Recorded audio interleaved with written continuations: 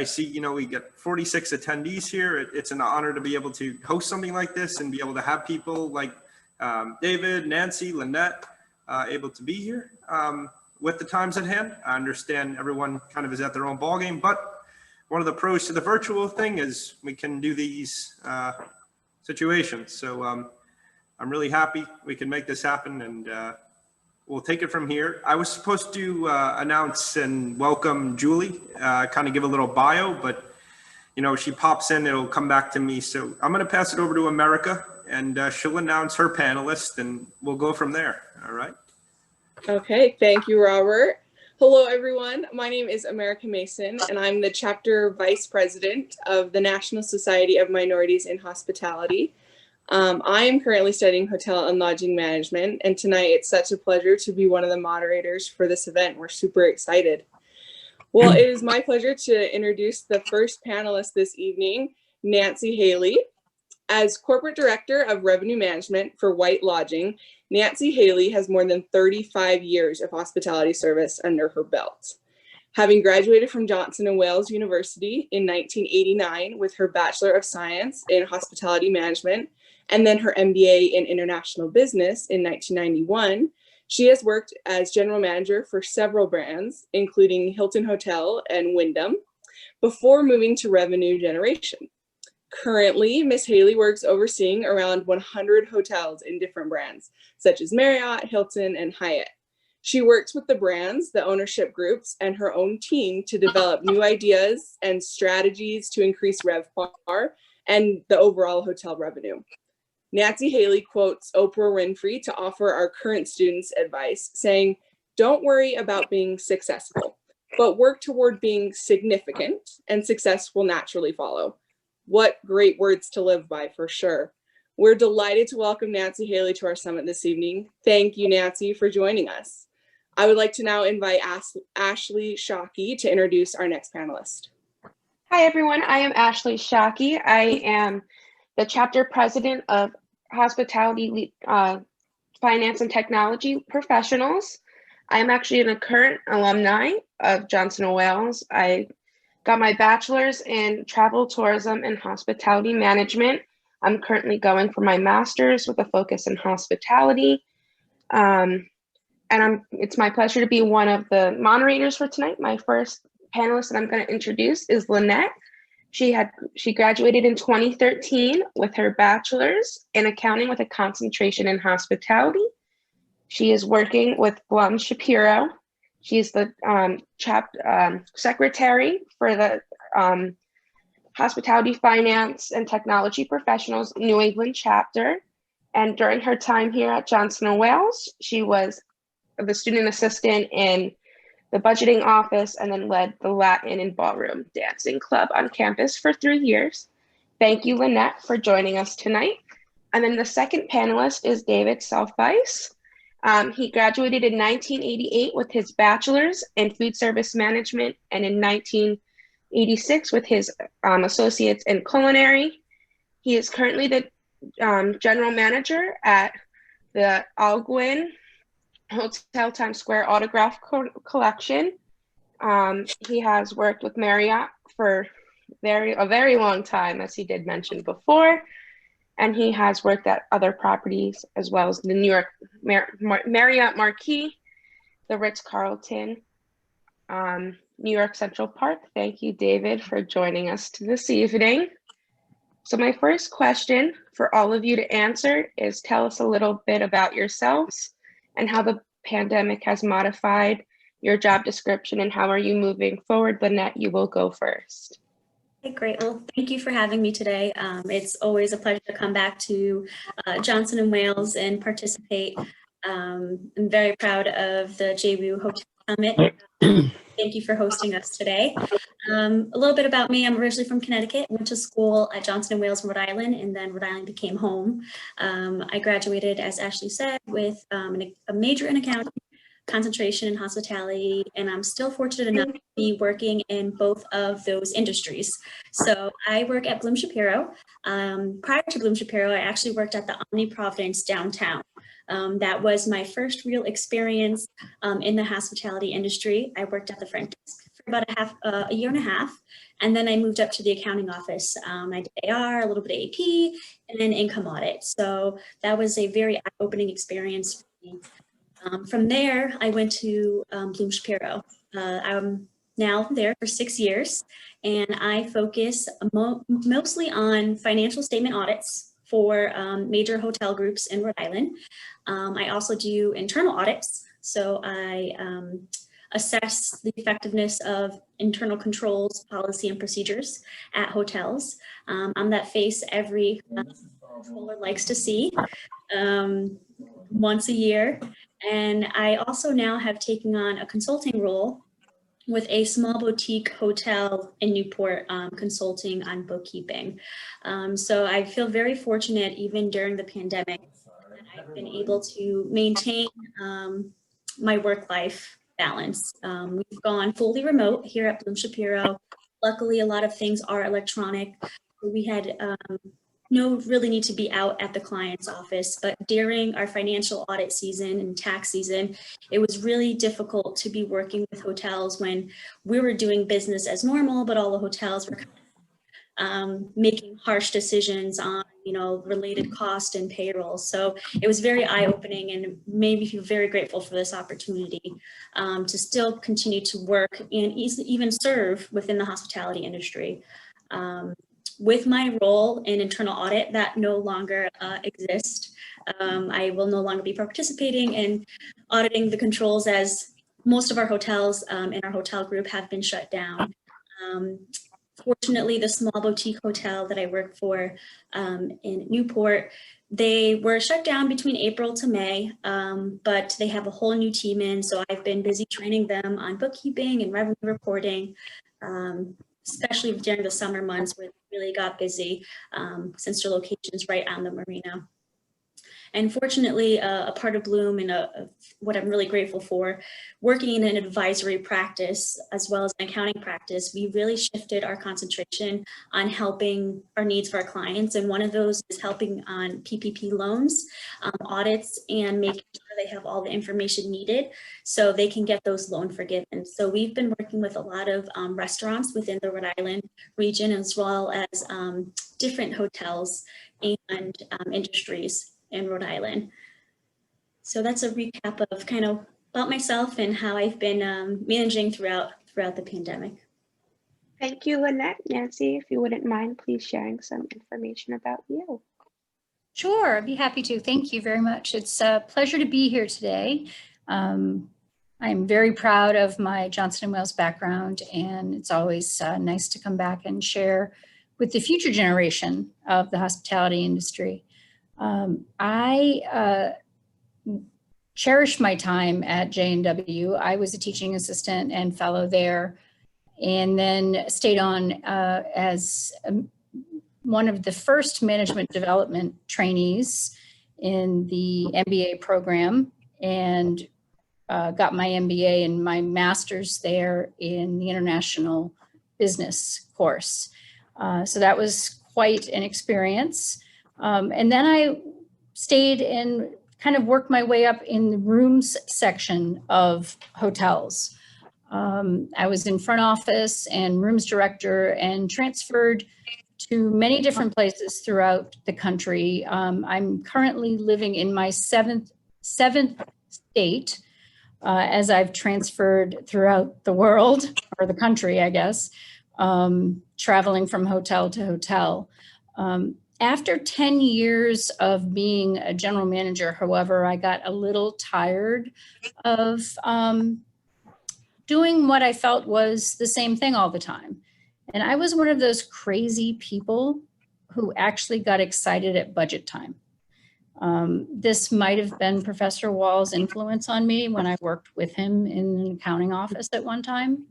But I really enjoyed balancing numbers. I loved numbers. I loved making it all work. And I stepped back and I said, what really excites me about this industry? What do I love doing every day? And I loved the game of making more revenue, figuring out how to do it. And what kind of strategies we go about finding out making more. And so I took a little turn of a chapter and went away from operations and went into revenue strategy. And that's a wonderful thing about this industry, is there's so many different avenues you can take within it. A lot of different turns, a lot of different ways you can go and still be within the hospitality field. So that's how I ended up in this step of where I am today.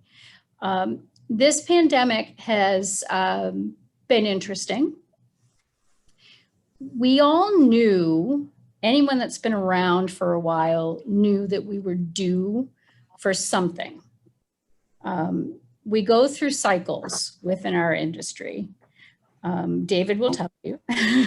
We were overdue, actually. We were a couple years overdue, because it usually happens about every 10 years, where we hit a high, and then we sort of have an adjustment because we're overbuilt. And we were waiting for it. We were waiting for some sort of a small recession or an adjustment to happen. This was a little bit larger than what we expected, I think we can all say. We'll come out of it the other side, but we've had to adjust in a big way, and we've had to make some changes. In my world, I'm doing 3 jobs now.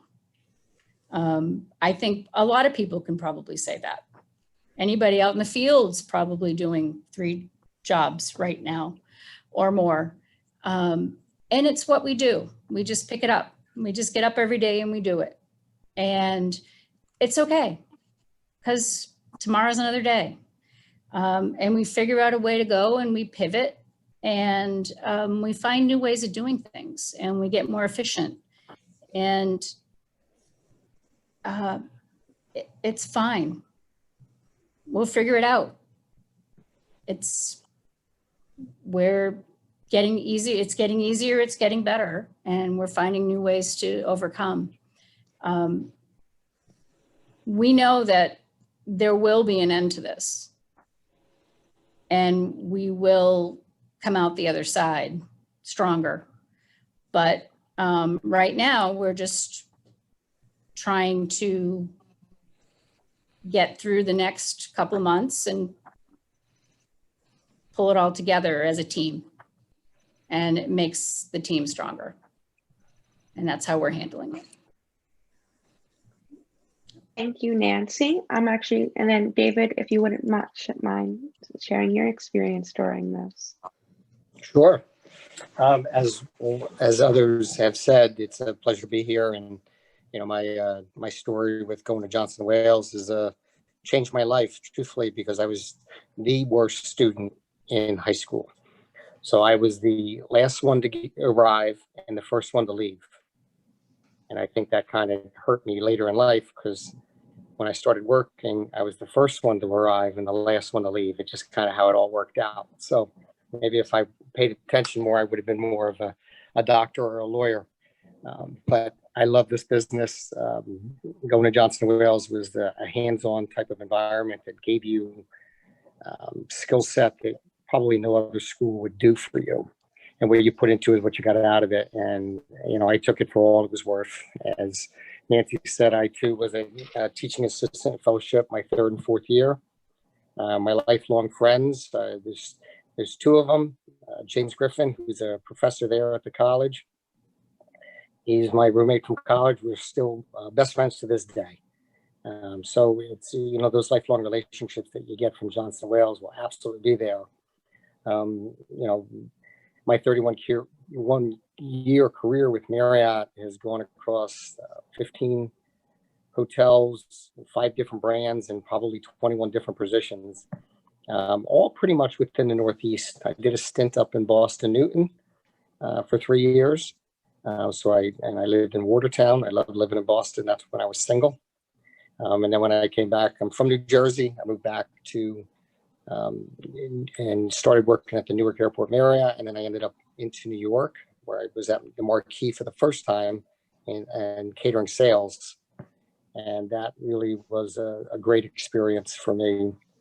And that was my first entrance into the New York City market. And then that got in my blood, and I've been there pretty much ever since. And I've worked in some pretty diverse hotels. One of the things that I've really specialized in along the way, good, bad, or indifferent, is working in a third-party union environment.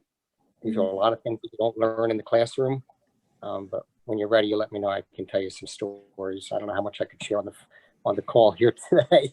Some of the stuff you might turn and run, but it's real, and it's not as bad as what people say it is. It really is just a great environment to be in, because you really are working with professionals. There are a few knuckleheads out there, but for the most part, we work with some real professionals. And I mean that not just from a leadership standpoint, but for all the hourly employees that are out there in the industry there. And they've suffered a lot during this.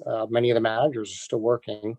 Many have been laid off, but there's more employees. 80% of the workforce in New York, for example, is out of work right now. They've negotiated a pretty good deal where they've been receiving severance to offset their unemployment. This is probably unlike any other in the country. New York, what they've done themselves. If you have questions, I can answer more of that for you after. But, you know, as a general manager with Marriott, you know, I focus on three things, and that's associate engagement, guest satisfaction, and financial success. Since COVID, we've had to make some hard decisions to temporarily close many hotels in the beginning stages in March and April. I was also the general manager for the East Side Marriott of 49th and Lexington.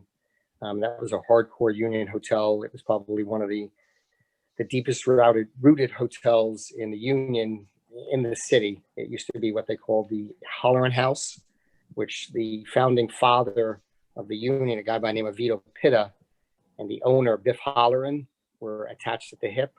So every union practice you can imagine originated in that hotel. And when I was there as general manager, the same employees were there for 40 years were the same employees that were there when it was the Holleran House. Wow. So you can get an idea of the dynamic of that operation. But great people. And I think it taught me so much. It taught me to be a better leader. But we've had those few people have all been laid off and severed. And it's been really sad. But in order for the hotel to save costs due to no revenue, you know, we've had to make those changes because it was what we need to do. And what all hotels are doing now, whether you're open or closed, is you're either executing or preparing for a reopening with a new commitment to clean protocol in one shape, form, or another, and staying in close contact with our customers, staying in contact with the employees, with the ownership groups, is what we need to do and what we're doing so that we can make sure that we're here well into the future. Thank you all for sharing a little bit about yourselves and your job descriptions and how COVID has definitely impacted you all. At this time, I would like to invite any of our attendees in the audience today to go into the Q&A box and type in your questions that you will have for our panelists. And then my next question is actually going to come back to you, David. During this very stressful time for you and your employees, how are you encouraging them to, stay positive during this uncertain time? Well, one thing that I do is, I keep in touch. I stay in contact via text, via email, via phone, whatever it might be. And so I keep them updated as to what's going on. The current hotel that I'm at, the Algonquin, on 44th and 6th, we're fortunate. We've got a great ownership group that pre-COVID was already had an escrow fund and money set aside to do a major renovation of the lobby and move one of the probably iconic restaurants in the city called the Blue Bar, where it was also what they called a round table, where people like Dorothy Parker, famous authors, have stayed, and they used to meet every week. This is the hotel that's got the famous cat. I don't know if you've ever heard of Hamlet or Matilda. If it's a boy, it's Hamlet, but this is the hotel that has the cat. And funny story, when I started at this hotel, they one of the job eliminations I had to do was to eliminate the executive assistant because there was no work for her. She's the legal guardian of the cat. So as we were going through this process, she said, well, who's going to take the cat? And I said, well, you know, you could keep it if you'd like because of what's going on. She goes, no, that cat belongs to the hotel, even though I'm the legal guardian. So if you ever want to rent the cat from me, I'm the legal guardian of the cat. So I had to adopt the cat. So after 31 years, I never thought that that would be my claim to fame, is that, and that hotel gets more press than probably any hotel in New York City. So it's kind of interesting. But I tell them to keep the faith. You know, I tell them don't take a negative approach. It's nobody's fault is what happened. All we can do is, you know, stay resilient, and especially in the face of adversity here. The industry is going to bounce back. And with our renovation, with the industry, people will be pent up. There will be pent up demand at some point. Just don't know when, because there's really no sustainable occupancy because the business travel is literally dried up. So we're trying things locally in the market. But the thing that I'm doing is staying connected, promoting the renovation, making sure that I share pictures with them, progress, because people, any hotel, it's a living, breathing place. And it's not the building that makes it special, it's the people inside of it. And my role as general manager is to make sure that I recognize that and I listen to what they're saying, even when they're not there. And the other thing that I'm doing is I'm fixing up many of the things in the heart of the house. You know, part of the arrangement that we had to do with the union, because we have a renovation, is I have to maintain all of my engineering staff that have to stay on property working. So I've got a full engineering staff working where I'm doing all kinds of projects. They thought they were going to just kind of casually breeze through this. They've never been so busy painting, fixing, refurbishing things like they've never thought they would. And I'm a fresh set of eyes in the building. And I've got no customers to really deal with. So they can't wait for me to go home in the afternoon. But we're getting things done. And I think that's what the positive thing that I'm sharing with my staff to make sure that they know what's coming on the horizon. Okay, Robbie, I do see that Julie joined. If you want to. Oh, really? Julie, how's it going? Hi, how are you? I'm so sorry. You're fine. You're fine. So everyone, a little late addition here. She's definitely very busy, and you'll probably hear why in a minute when I start introducing her. But I'm the president of the Hospitality Leadership Association. The ladies here, Ashleigh and America, they were saying what club they were in, and most of my club members are here today. So much appreciated, guys. But this is Julie Coker. She graduated from Johnson & Wales with a Bachelor's of Science in Hospitality Studies, Hospitality Management. She started her career with Hyatt, where she got a corporate management trainee position at the Hyatt Regency in Columbus. And we'll ask her a little bit about herself after, but her career was 21 years with Hyatt, which is very interesting. And after Hyatt, she went over to Philadelphia to run their Convention and Tourism Bureau, which is very interesting. And I'll end it here, but she's very busy today because right now she's the head of the San Diego Convention and Visitors Tourism Bureau, Tourism Authority in California. So it's up to you, Ashleigh, how you want to go about it, but should we ask Julie if she wants to say a little bio about herself? Or would you like to add anything besides Julie? Yeah, Julie, if you want to add to what I said, please. Sure, thanks so much. And I apologize, everyone. Actually, you're right. It is a busy time for our industry right now. And California, unfortunately, is the only state that is not allowing hotel meetings to be held due to COVID-19. All other states in the United States do have some sort of capacity, but meetings are able to be held. And so just 5 minutes ago, having a conversation with the mayor and the county to talk about how we can reopen meetings in San Diego safely. And so it took a little bit longer than I thought it was, but certainly as you guys can imagine, that certainly is a priority here. But just thrilled to be with you and to talk about our industry and where we are. And again, my apologies for being late. Thanks so much. No worries, Thank you. Julie. So this is actually going to be kind of pointed towards you, Julie, and as well, Nanci. So it's going to be similar to David's. During this very stressful time for you and the employees that you do work with, how are you guys encouraging team members on during this uncertain time? Nanci, would you like to go first? Sure. Hi, Julie. Miss you. Julie and I are old partners in crime. So from back in the J&W days. So our team, it's interesting for our team because most of my team members, as we are corporate employees, are remote to begin with. So we don't see each other. And because our corporate office has been closed down, it became even more remote than normal. So keeping in contact with people, as you all know, has become harder and harder, and during a very, very stressful time. So we have to maintain a very good communication with our team members to keep it going. We have a weekly direct report call with our team. We still have about 15 people in our revenue management team, which is about half of where we started. And one of the biggest things that we do is we try to make sure that on our weekly call, we share our wins. Wins are hard to come by these days, but we take every small one as they come.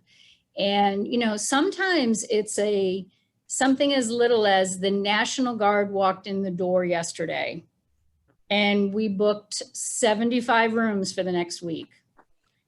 And that changes your world. And Julie, it'll happen. You know, it'll happen.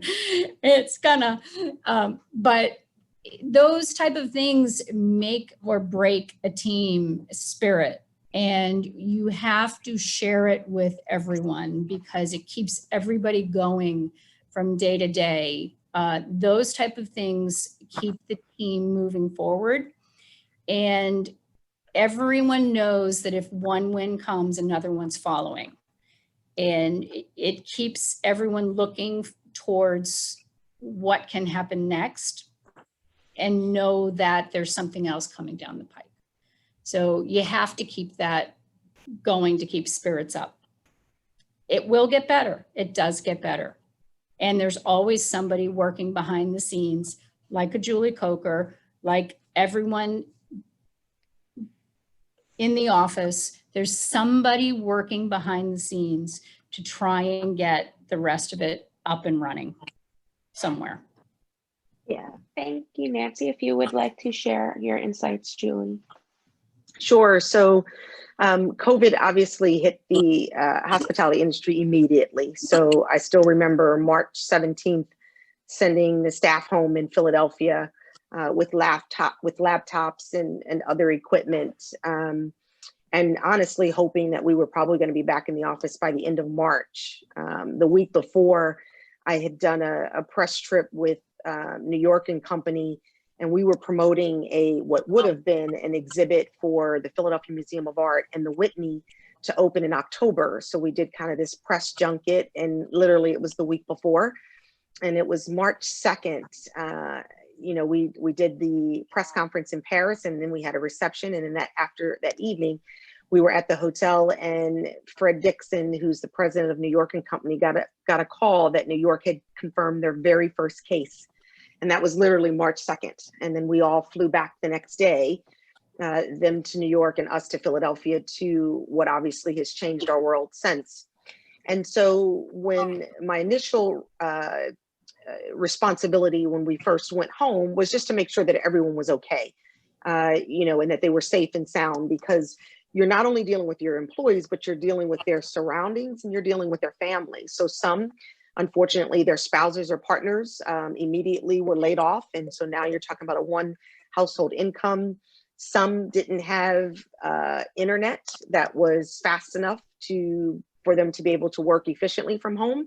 Also, remember, schools closed at the same time, definitely in Philadelphia. So now you have young children that need to get on Zoom or distance learning or whatever that is. And you've got one computer, and how does that work? And it's in one house. And some don't have space to spread out, you know, so they're all either in the kitchen or the living room together or bedrooms and so forth. And so there was a lot of frustration and angst that you needed to provide leadership to, but then also too, we didn't know what was happening. We immediately shut down. There was literally no revenue that was coming in.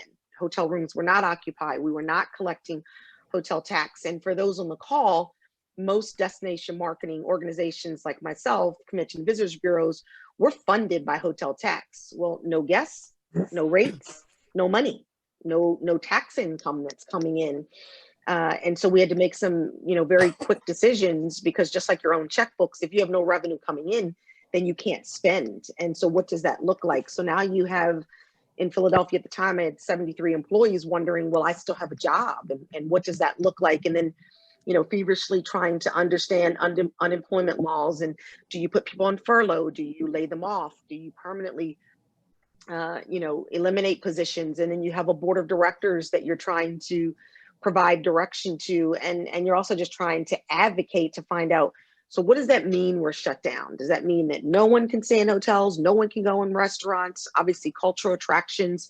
And remember, this is the first time for, I'm going to say everyone on this call, that we've been through this. This is not 9/11. This is not the Afghan war in 92. And this is not the credit crisis in 2008. This is a pandemic that we don't know anything about. And we're all shut down at one time, not just one city, but everyone. Meetings come to a screeching halt. And certainly Nanci knows, in terms of revenue, you know, just cancellation after cancellation. You're just washing books off of, you know, washing numbers off the books. And so one of my board members said to me, it's like catching falling knives, because it's just happening.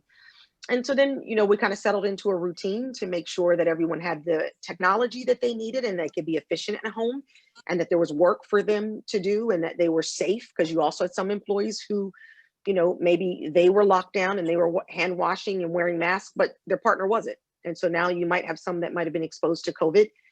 So you had to get all those things in place. And I would say it probably settled down after 30 to 45 days, and folks got into a norm. And that's when your wellness checks start, you know, checking in, because we had a lot of employees who lived by themselves. And now the walls are closing a little bit, because I'm not going outside even socially. I can only go to maybe the grocery store. I don't know if my family is safe. So now you've got to kind of get them on camera like this, and have conversation. How you doing? You okay? You showering? And I mean that, like, you had to make sure that people were okay, and that it wasn't too overwhelming for them, plus also run the business. And then when I came out to San Diego in June, obviously they had been at home for 4 months. And then, so when I got here, we did start seeing things start opening up in room, you know, dining outside you could do here, because obviously San Diego has a lot of outdoor space. Hotels opened up for leisure guests. People were outside. They could be on the beach here. They couldn't gather, but they could be on the beach. So a little bit of normalcy was happening in San Diego. So in San Diego, I now had to make sure that my staff here, although I didn't know them and I couldn't meet them in person like I normally would, but we too had to make some financial decisions here. And you have people who are sitting on the other side of a Zoom wondering, is she going to cut my job because she doesn't know me? And so you've got to put them at ease. And so the thing I would say, two things about communication from a leader. One, it should be transparent. And I always tell my people, if I know at 8 o'clock, I'm going to tell you at 8:05, because I think the more information I give you and the more transparent I am, the more comfortable you are, and the more likelihood you are not going to seek information from others that are probably going to give you the wrong information. And then the other is, I am going to be genuine. I am a person just like you, and I have family members that are, you know, losing their jobs, and I have an elderly parent who's 85, and I'm concerned about her welfare. So what you're going through, even though I might be the president of the organization, I'm still a human first, and I'm figuring it out with you. And what you should know is that I'm always going to be honest, and I'm going to keep it real, and I'm going to be genuine 100%, which is what I would hope that you would be as well. And through this process, let's give one another the benefit of the doubt. Thank you, Julie. So then my next question will be for you, Lynette. As we enter the fourth quarter, how are budgeting strategies going for 2021? Yes, certainly. This is interesting. Not only am I the youngest of the alumni here, I also kind of in a different position. I see things. I'm still heavily involved in the hospitality industry, but kind of from an outsider's perspective. So I did get to experience a lot of the angst that our clients were going through, but also with that, taking a big picture view, looking forward to the years to come, especially during this time in budget season. I participated in a lot of economic outlook events, which helps hotels not only, foresee what's going to happen within the next year.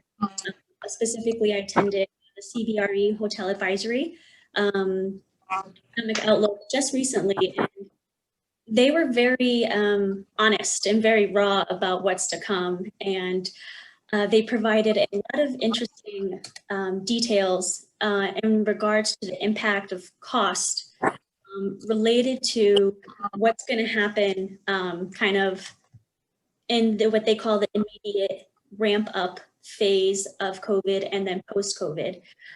So within the next year, they made some interesting points of cost related specifically to the variable cost and sales and marketing. Within a full service hotel, within that immediate phase ramp up, cost can go up to about 30%. In sales and marketing, and then it's going to stay increased about 10% after they call it the midterm post-COVID era. So this is full service hotels who have a lot to offer, who are still strongly trying to advertise and increase their public relations to make sure they're getting their hotel back to the occupancy that they were once before. Another interesting change that you can see within the next year that CBRE pointed out is that food and beverage as well, costs related to cleaning and getting into line with all these requirements for safety and health will increase about 20% during this ramp up phase, immediate phase, but will kind of level back out post-COVID. So they're seeing some major spikes in this intermediate phase for costs related to getting your hotel back up and running, health and safety. They have what they call the baseline scenario. If there were to be a vaccine that comes out widespread late 2021, and there is additional stimulus help from the government, that they're forecasting to be significant gains in 21 and 22. However, it won't go back to normal levels until 2023, 2025. So they have projected what they call recovery zone for limited service to be around 2023. With full service hotels, they're projecting hotels to come back to their normal occupancy, ADR, and RevPAR rates within 2025. And this is a combination of consumer confidence and just if there is a cure to the COVID crisis. Being here today, I'm also learning a lot already. This year actually marks my 10th year within the hospitality industry. So to Nancy's point that, every 10 years we see a shift, it's kind of interesting now to put it into perspective that I am seeing a shift live for my first time. And this is certainly uncharted territories for everybody, especially the hotels during this time of the year where budgets are due and revenues aren't coming in or aren't coming in as they used to. A lot to consider moving in to the fourth quarter and into next year. But there is, if the numbers say it, Nancy's experience, every 10 years, someone figures it out. There's hope out there. And I mean, I think with just time will tell when we get back to our normal levels. But if we continue working towards those and solving in creative in different ways within hotels, especially full service hotels, restaurants can use to their advantage. Boutique Hotel in Newport that I helped consult with, their breadwinner this summer was their dining. So for them, if it wasn't for someone having the opportunity to dine outside, their budget season and their fourth quarter revenues would be a lot different year to date if it wasn't for opportunities for hotels to be flexible with other options they can provide, such as dining outside as it's applicable. So even though right now we're at the lowest of lows, there's certainly a comeback in the forecast and all the economic outlooks events that I've attended. It's maybe not in the future, but certainly in the future where we can get back to our normal rates in a hotel. Well, thank you, Lynette, and thank you all for sharing all of your. I would like to take the time that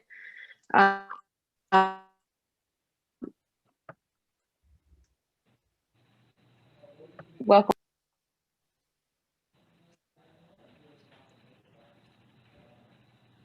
Is that me? My Wi-Fi has seemed to cut here. Yeah. Can I be heard? Robbie, you're okay. You go. Ashleigh All right. froze. So Oh, Robbie, I got you. go. I got you. And thanks, Ashleigh. Thank you. And continue to put questions in, guys. You know, I see some. I was scrolling a little bit through the Q&A there. Some good ones so far. Thank you so much. My next question is for David. What do you believe is the overall attitude and the perception of the guests that have walked into the hotel, you know, since everything went down in March? And what are some innovative ways, you know, your property is delivering a unique guest experience? Well, I'll go back to, I guess, in May, because I've been closed since May. Okay, thank you. But I can still answer the question. And then, so I closed, and then the other hotel, the Eastside Marriott, I closed that one in March. So, but one thing that we were trying to do is initially in New York was to take on all of the first responder business. So you try to take different segments to make up, and you do that with any type of, you know, Nancy would tell you this, is that if one segment falls apart, you go after airline business where you reduce your rates, and you go after some other tour and travel business to build some base just to keep you going, because all of the business travel literally dried up. So, you know, some of the things that we've done innovatively, though, in all of our properties, even though I'm in a closed state, is that, you know, the perception and the attitude, first of all, travelers are not ready to travel. You know, business travel in particular, until the virus is under control and people have confidence, whether there's a vaccine, even when the vaccine comes, I still think it's going to be tough for people to say, okay, I feel like I'm coming back. Plus, I think a lot of the guests and the business travelers are liking some of this virtual work from home, remote situation, because if the kids are not back in school on a full schedule, they kind of need to stay there. And I think Julie referenced that. That's pretty important, because people aren't able to leave work, you know, leave home, because there's no childcare, because people aren't feeling comfortable to come do this. So the attitude is, until the virus is under control, truly under control, where people can go about their lives. I think the other thing is all of the travel restrictions, even though hotels are open, I mean, they're open and they're maybe doing anywhere between 4, if you get 10% occupancy, you had a good day. Where most hotels have traditionally, you know, especially in New York City, and I think most hotels in the peak this time of year, hotels are in 90 to 95% occupancy, you know, running average rates well over $260 and $300. Luxury hotels are at a $700 to $800 rate. We're just not seeing that, and nobody's going to pay it. And I think we're trying to put our best foot forward with trying to do pricing negotiations right now with some of our special corporate accounts going into 2021. And I mean, we're just trying to gauge the rate. Negotiations are kind of whatever the percentage is going to be off of what our corporate rate is going to be, which is probably going to be in the 150 range, and there'll be a percentage off of that. I mean, there's going to be low rates like we've never seen before in the hotels when people do decide to come back. That's my belief, and that's going to be the only way that we're going to be able to do what we do. And that's going to be a challenge, because to being able to operate with the low we're going to go from no revenue to low revenue, which means the ownership groups are still going to have a significant loss, and they're buckling down for that. And that's been a problem that we're trying to combat. But some have found, ways to work remote, still accomplish what they need to do. One of the other things we're trying to do is trying to come up with meeting packages that can be virtual. So they, save, Deloitte wants to do a meeting in New York, but they don't want to bring everybody in. Can your facility be set up in a clean protocol environment with the, obviously face masks, with all the hotel clean procedures, temperature checks, all of these things, plexiglass set up, and then they could do their meeting right there. So we've got some packages that we're creating in our hotel to do that. But the closure for the food and beverage options, because right now, even if you go into a restaurant, you can only have 25% capacity. Most hotel restaurants don't operate outside. Their restaurant is inside. And with the union laborers, particularly the freestanding restaurants are getting away with this because they're non-union and they don't have those restrictions. But the hotel in New York, and I think wherever else they're at, they're going to have a challenge to make money in food and beverage. Food and beverage is going to be a big struggle. And it was already a struggle before COVID. So, just put it in perspective, the supply has gone up so much. We've gone from, over the past 20 years, let's just call it 20 years, and we've gone up 70% in the amount of hotels and restaurants in our market. It is so overpopulated that we've saturated the market so much that the spend can only, your wages have outgrown your revenue. And hotels have tried to find ways that they could optimize prior to COVID. Now with COVID, we want people not to really have that hand-to-hand touch interaction. So for room service is almost non-existent in almost every hotel anywhere. They've gone to these, fast delivery casual. With Marriott, we call it fresh bites. Other places have a pantry, where now we would knock on the door and we would hand it to them. Now we knock on the door and we run because they don't want to see you. And that's the strategy we've taken. We have a digital platform where we have an app where they can order their food online through the app live in the hotel, and it gets delivered to their room. The only reason that I don't think we have those robotic things in New York that kind of move through the hotels because of the union. I don't think that will ever pass the smell test unless you buy out and do an enhanced severance and buy out the staff. But it's the customers are the ones that are going to demand, us to respond in a different way. And having the safety protocols in place are going to be key. Mask wearing is required in all of our hotels for guests and for employees. We have sanitation stations like everywhere you turn. We have the postings on the floor, in the elevators, at the front desk, at the bar, wherever you have some sort of interaction of another person, there'll be plexiglass between you. Taking your seating and moving chairs so that people can be socially distant. But a lot of the hotels out there, they're small, and most of them are boutique style. You barely fit 3 people in an elevator. So now you can only have one person ride in the elevator. So it's going to cause other issues where they're kind of being asked to either take the stairs if they're only going 2 flights up. So these are some of the, I think, variables that we're going to run into in hotels that are open. it's not a great experience because there are no amenities.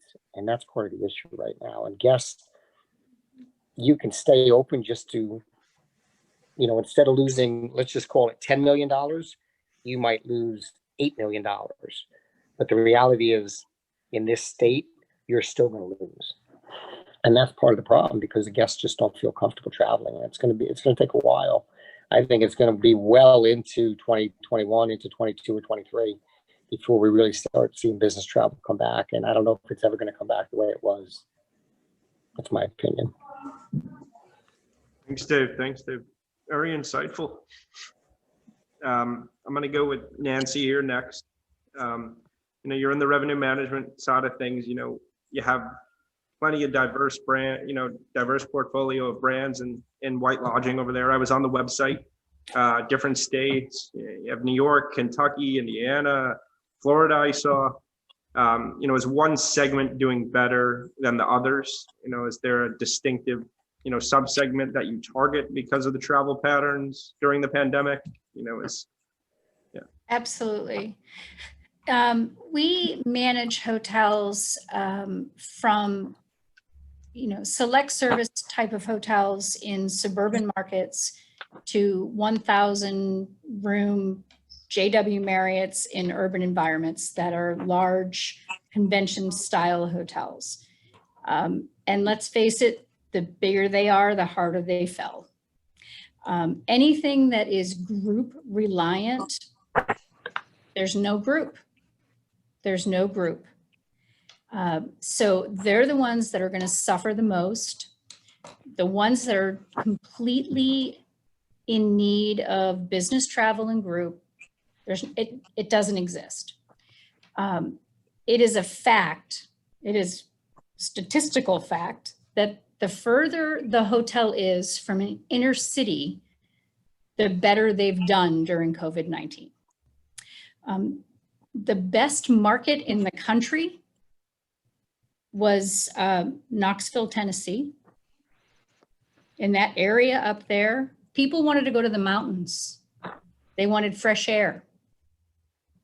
So one of the major things that we've had to do during this, and probably the best and potentially most overused word in the last 6 months has been pivot. We've had to pivot our strategies and change the way that we've looked at selling, who we sell to, and who our customer base is in each of our hotels, and dramatically change the way we think about rate, break our thought about what our rate needs to be because we couldn't get it anymore.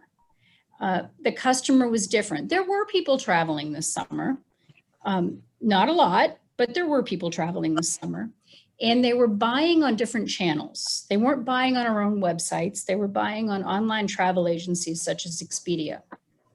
The opaques, right?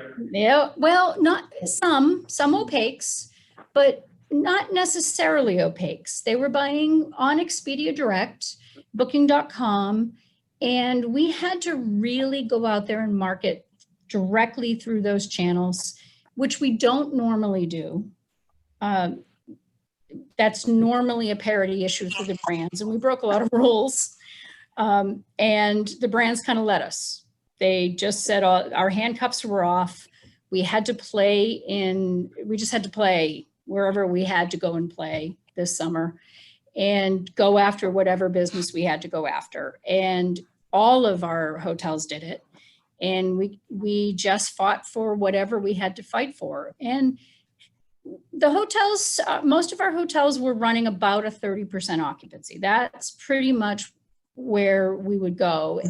But when I say 30% occupancy, it was 10% occupancy Sunday through Thursday and 80% occupancy on the weekends. So it was people piling their families in a car and going.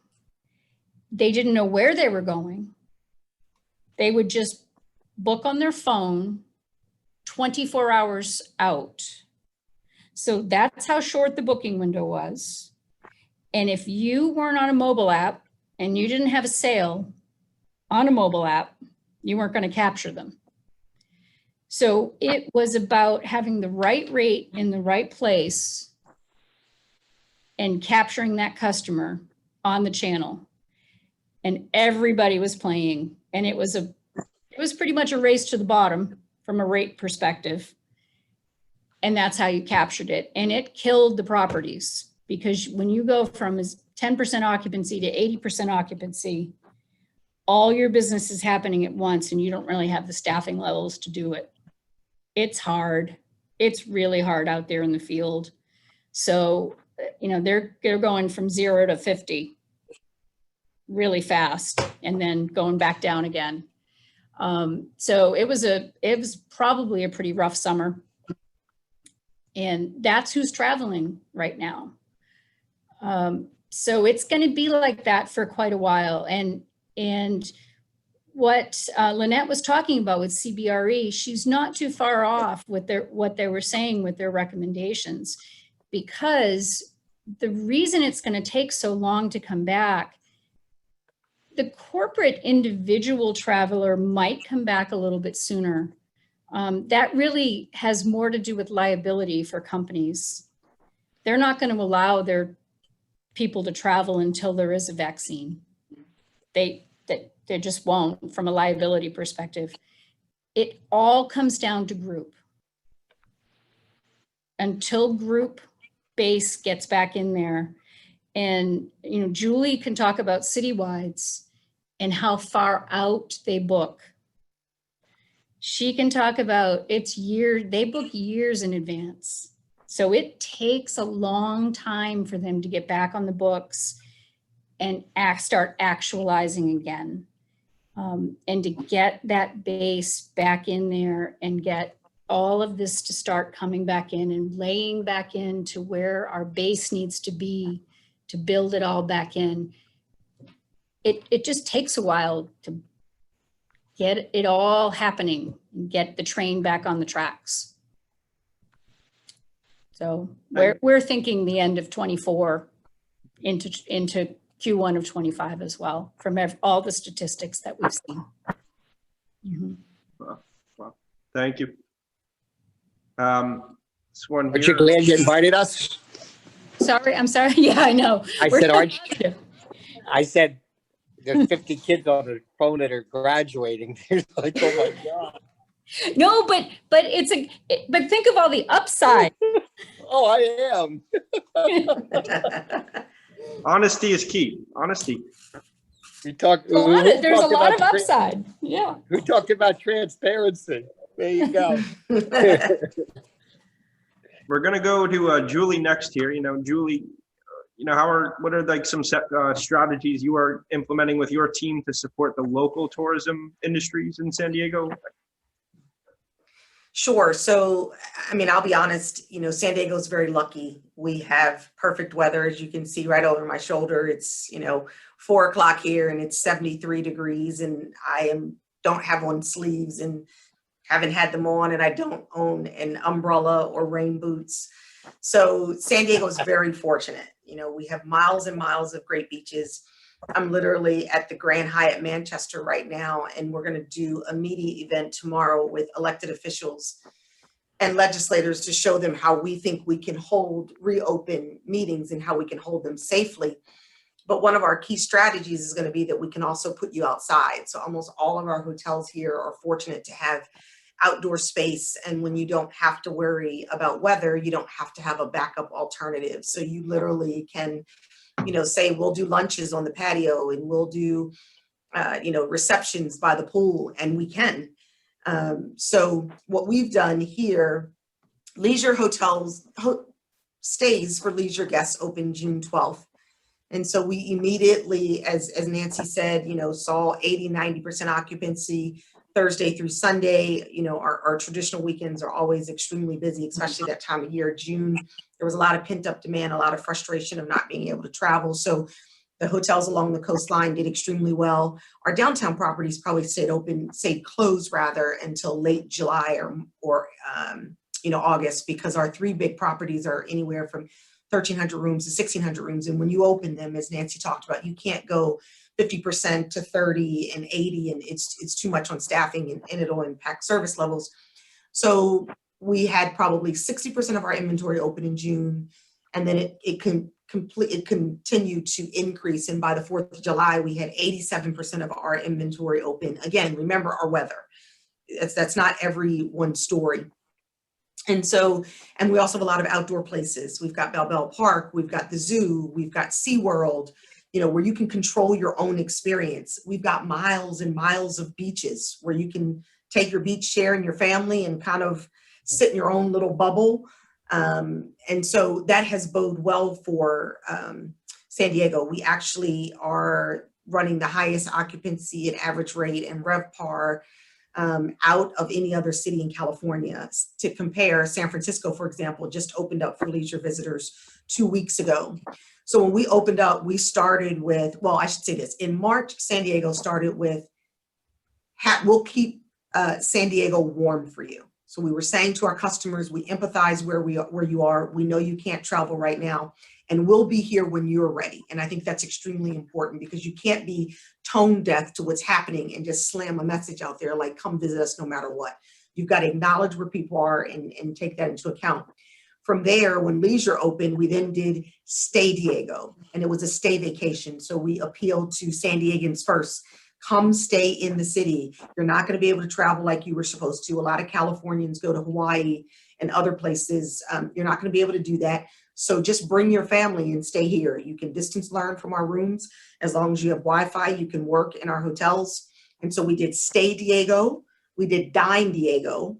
Come eat in these restaurants. The profit margin is slim and they need to see you there. And by this point, we had put tables in the street so folks could dine outside.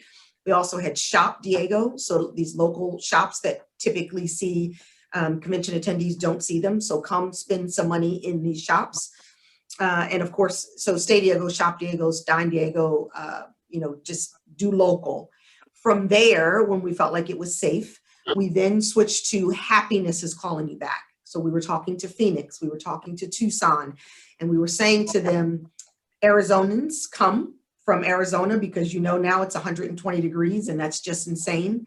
So come on over to us. We're 73 degrees. We've got great weather and you can cool off and the family can come, and you're probably a 2 to 3 hour drive away depending where you are. We also spoke to LA. So we spoke to Southern California and said, Happiness is calling you back. You don't want to be, like Nancy said, in an urban city where everyone's concerned about COVID numbers. Come here and you can spend time outside.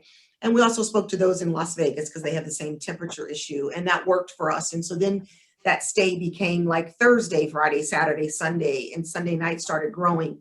After Labor Day, kids are back in school, whether they're distance learning or not, but now that Sunday through Wednesday has no group and it has no business traveler. And so now we've pivoted to yay for week yays. So we're saying as much fun as you have on the weekends, you can do it here in San Diego, Sunday through Wednesday. Why? Because hotel rates are less. Lines at attractions are less than they are on the weekends. The beaches aren't as crowded weekday as they are on the weekends. And think about this, you can bring your child to a hotel room and they can distance learn, let's say from 9 to 12, and then you can take them to Balboa Park and augment their learning, their e-learning. Or you could do it all at the zoo. You can take your laptop, you can have a hotspot, your kid can do their Zoom at the zoo, and then they can go over and see the animals. You as the parent probably need a cocktail by then because you're going crazy because you can't do their homework. But the beauty of it is that as we see right now, we're all working from different locations, and as long as you've got a laptop and Wi-Fi, you can work.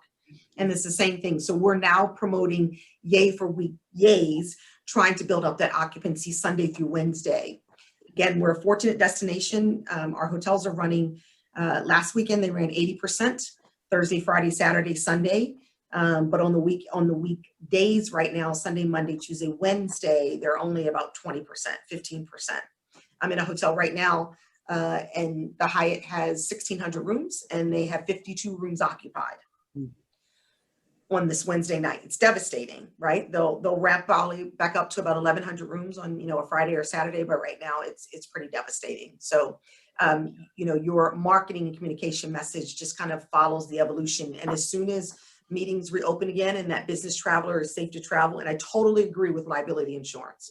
No employer is going to send their worker out there to then be responsible for them getting COVID. So until that is handled, whether it's limited liability insurance that comes out of the federal government that limits the liability of the employer, or a vaccine that comes that more than 70% of the United States takes it, it's going to continue to be a struggle.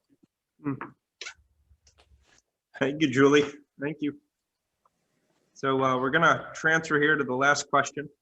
This is going to involve all the panelists. So we kind of went down the optimistic track for the summit talk here today. So just share your thoughts with the students, who are, watching, predict the future of the industry. I know it's extremely hard, but do your best. And of course, advice for students like, that are in the chat, myself, seniors, everyone. Yeah.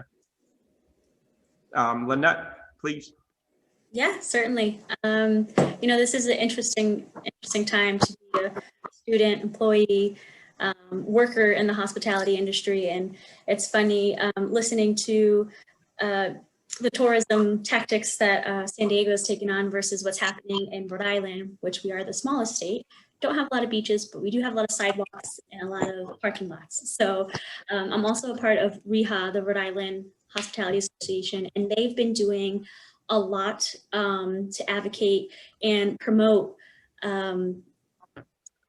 how the hospitality industry can during this time. So I think one of the important things that I'm learning from RIHA and what they're doing is to be innovative. I think this time, as a student, capitalize on reading, as broad as that may seem, but reading literature relevant to your industry, reading and following blogs of key members in your industry. Learn from those individuals what they are struggling with, or how they are handling certain situations, so you can have that background knowledge when you go out into the industry. For those that are a part of HFTP, there's newsletters. You can sign up for newsletters that you're interested in. That way you're in the know, you know what's happening in this industry. You can start thinking creatively and maybe coming up with different solutions. There's going to be new problems in this industry. We're going to need new solutions in the industry. So easier said than done, but I think reading and being involved in your industry specific literatures, you can follow on social media, but I've just recently, and I wish I'd done this earlier, taken interest in reading industry magazines. A few that I've been enjoying reading are Inc.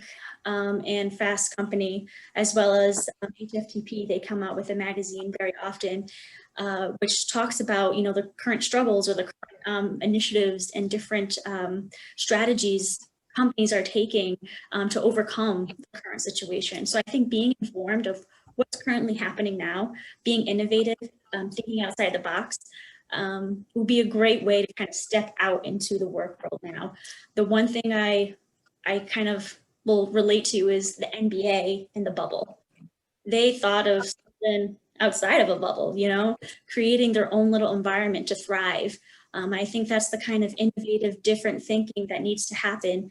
Even like Nanci was mentioning, getting out of your normal operations, your normal ways of doing things. I think industry leaders now and employers are looking for that kind of thought forward individual and process. So I think a good way to do that, getting yourself immersed, reading literature for the industry, and getting involved. This is one great way to do it as well. Thank you. David, would you like to go or? Sure. Yeah. Absolutely. So, one of the things that we did, a lot of the hotels did out there, the Heart of Hope. I think there was this little social media craze on Instagram and Twitter and all these things that my kids teach me how to use, where they lit up a heart in the hotels. And I think San Diego had a couple of really cool ones that they did, if I'm remembering. I tried to do a couple of my hotels. I didn't really get the traction they got, but it wasn't about trying to get traction or get publicity. It was more about doing a hope for our staff. And the reason I did what I did in my hotels when I did those Hearts of Hope is we did those in conjunction with the closing. So when we closed the building, we told the staff, you know, we're closing. It's an emotional time, but we're going to come back. And this heart is going to stay lit, and you need to stay lit with it. And that's how we did it. And that message really resonated with them, that they cared and we were going to get through this together. And that was the glimmer of hope that we gave everybody. Now that's been months ago, and we still keep pushing that, you know, that initiative. But they're, you know, they've gone through a lot, the staff and the guests out there. They want to come back too. I can't tell you how many repeat guests that I have that call me and say, when are you going to open? I do want to come into New York, and, you know, I've had to turn people away.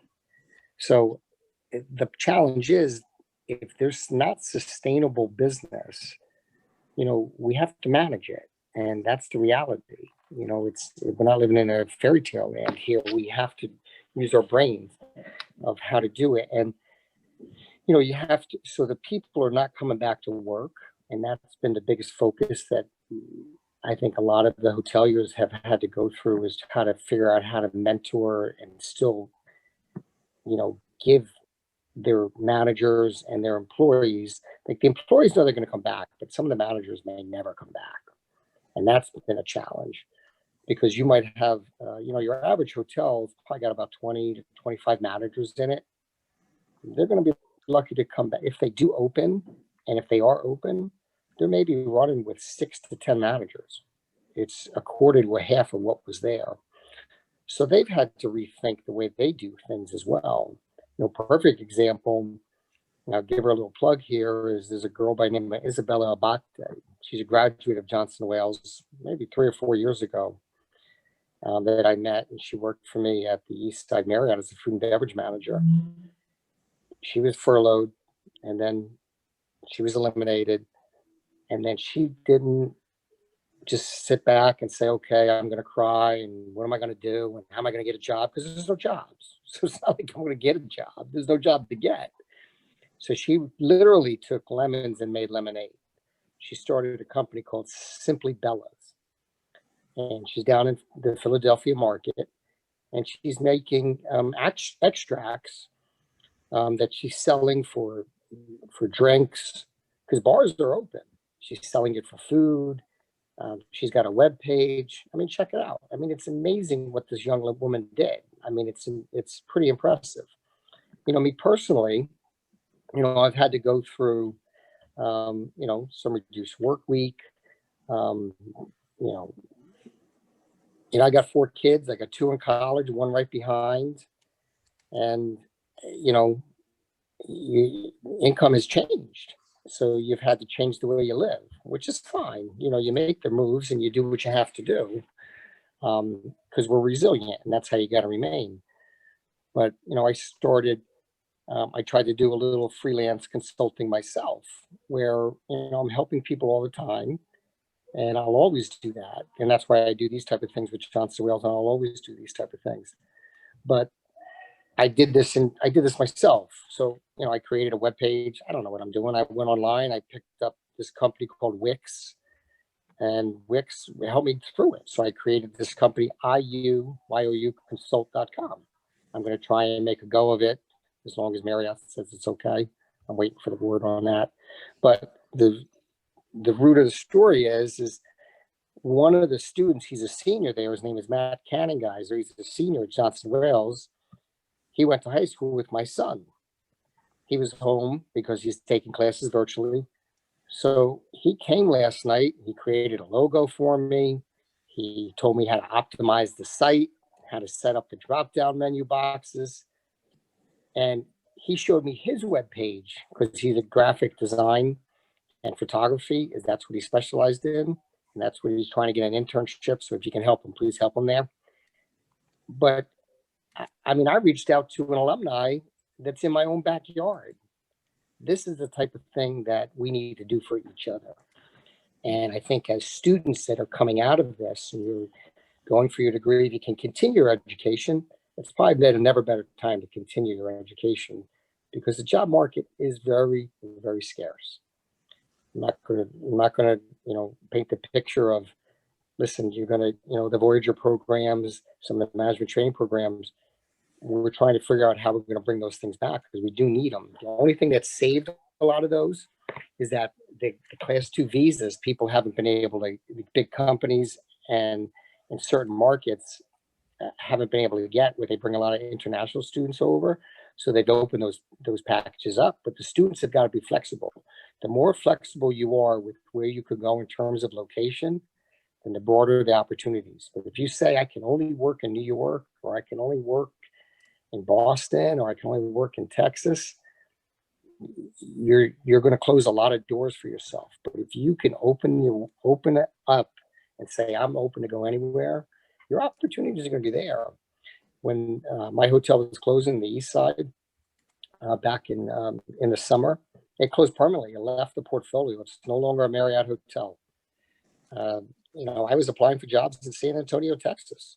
I was going to be one of those guys that leave on Sunday night and come back, Friday morning, unless it was fun and I decided to stay for the weekend. But, I was looking at options because I didn't know what was going to happen. And then I was blessed and fortunate for the Algonquin to open with Marriott. And I was able to stay in the city that I love. And I believe that the city's going to come back. I believe we got the right firepower behind us. I'm happy to hear Fred Dixon's name. I'm a huge fan and a good friend of his. So, he's doing great things. And he's, that CVB is going after the local market. They're finding ways with this all-in recovery, initiative to go into the neighborhoods in our 5 boroughs. We've got some incredible places that are open and you can operate your business. But the biggest challenge that, one of my responsibilities in the city is I'm also on the Hotel Association of New York City Board of Directors, and I'm the chairperson for the New York Business Council. And the restrictions are killing us. The restrictions by the local government are not helping. We have protocols in place. We're doing the right things. Let us manage our business. And that's what I've been trying to preach through these organizations, and they're doing it on our behalf. But I think the health and safety has got a lot of people scared, and nobody's willing to take that chance. And we can say it, we can write letters, we can fill out surveys, and you got to do all that stuff. But you got to be willing to go, and you got to be willing, and you got to be smart about it. So when I'm telling people travel, please travel, go somewhere, wear your mask, do what they tell you, but travel. And that's the message. And if it's a restriction that you have to quarantine, you got to make that choice, what you're going to do. But there's some regulations out there that you have to follow. But I think we will pull through this. There's no doubt about it. But we've got to be optimistic. And I think resilience is the key word that I think everybody's got to, power through it and make their own decisions. Thank you. So we're running a little, we're nearing, the 7:30 mark. So, we of course wanted to get Nanci and Julie's view here, but I think what we're going to do is we're going to go over to the Q&A, and I'm going to have America say a question that a student has asked, and then maybe we'll go to Julie and then Nanci, and just kind of they'll answer the question as like their advice per se on the question. And then we'll try to get David involved, and of course Lynette up top. So America, if you want to take over and pull a question to you that looks really good for Julie per se, and then for Nanci. Okay, awesome. Thank you, Robert. And to all the panelists so far, thanks so much for sharing your insights. One of the first questions that came up was, what is the hardest decision that you've had to make during COVID-19? And I'm going to kind of combine that with another, that what experiences kind of in the past helped you to be able to make those decisions? If Julie or Nanci wants to jump in first and give me some advice. Sure, I'll go, and I'll say quickly, honestly, the hardest decision for me was San Diego. I had interviewed for the position in December of last year. I accepted the position in January. I was to be here March 15th. And then of course, COVID hit. And so honestly, I was torn between leaving Philadelphia and helping the staff through what I knew was going to be a very difficult period. And so I ended up extending my time in Philadelphia to June to help them as much as I possibly could. But it was tough. It was tough to leave Philadelphia after being in that city with Hyatt for 3 years and then at the Bureau for 9.5. And I'm saying goodbye to team members like this. I didn't get to see them back in the office again. I didn't get to thank them for, all the hard work. So that was a really tough decision. The other tough decision is, and I think that's any leader on this call would say, is to make a decision of who stays and who goes. That we all had to let go very qualified, passionate workers. And that's never good. And sometimes when these things happen, it does give you the opportunity to shed some fat, if you will, but not this. You lost folks who were talented and had been in our industry for years and were committed because you just didn't have, the financial wherewithal. So here in San Diego and in Philadelphia, I think that was the toughest decision for me. Probably what prepared me the most for this was, I would go back to, 9/11. And when we had to make some very difficult decisions, I was at a Hyatt in Chicago and we, had to trim our staff a little bit. And then also too, in Columbus, Ohio, I was there in 91 and it was the whole survive to 95 because we were going through one of our cyclical, and it was a downturn in the economy. And of course we saw it again in 2008. So I guess that would also be my advice. While we haven't seen a pandemic before, we have seen difficult times. We've seen the Afghan war and we've seen 9/11. I mean, who would think? Think about this. It's been 19 years that we've taken our shoes off in the airport. Who would have thought 19 years ago we would have taken our shoes off in the airport or carried only 3 ounces of liquid? But we have, and we do, and we're okay with it. And we take off our shoes and we get through it and it's fine, right? And so we will get on the other side of this. And hopefully we will be stronger because of it. And I totally agree, Lynette. We've got to be innovative and creative and call on resources and strength that we've never had to use before. But the reality is the spirit of travel is alive and well. And there's no way that folks will not want to continue to travel and also meet and greet. This is all well and good, this whole Zoom, go to meetings, whatever. We do what we have to do. But it's not the same as meeting someone face to face, shaking their hands, having a conversation, looking them eye to eye and being able to close business.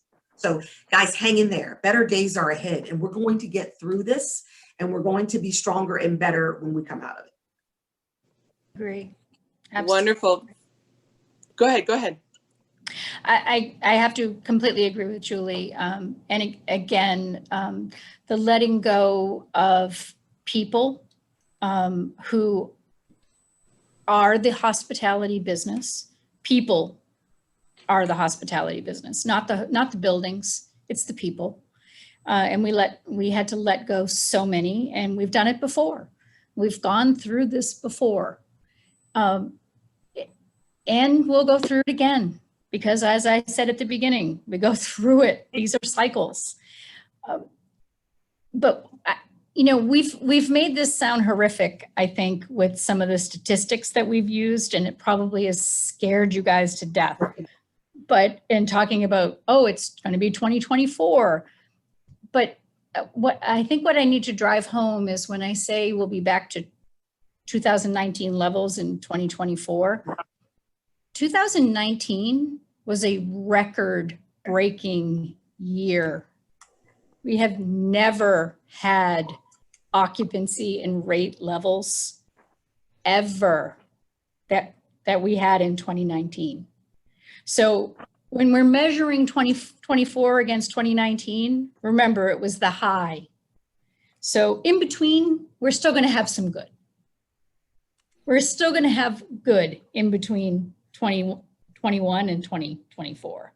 We got a ways to go. We're climbing upward. There's only ways to go up. So we're going to go there. There's going to be a lot of pent up travel demand, and this Zoom stuff, wouldn't we all rather be doing this in person? I would. Wonderful. I love that optimism. Thank you, Nancy. Due to time constraints, we're gonna just do one last question, go over a few minutes. And the last question that I have is aimed towards revenue. So I'm gonna aim this towards Lynette. What hotel market segment do you think is gonna recover the quickest in terms of revenue? What do you see happening? Yeah, and I think based on what I've been hearing and getting information from our advisors as well, and what I've heard on this call today, I do believe the limited service hotels and the low price tier hotels will see the quickest comeback. And for the reasons also mentioned, full service hotels have a lot of amenities to offer. They have food and beverage, they rely on groups, as Nancy was mentioning, but these limited service hotels are offering a space for you to rest your head. So maybe for a quick trip, to travel here and there, I think they'll see the quickest rebound during this time.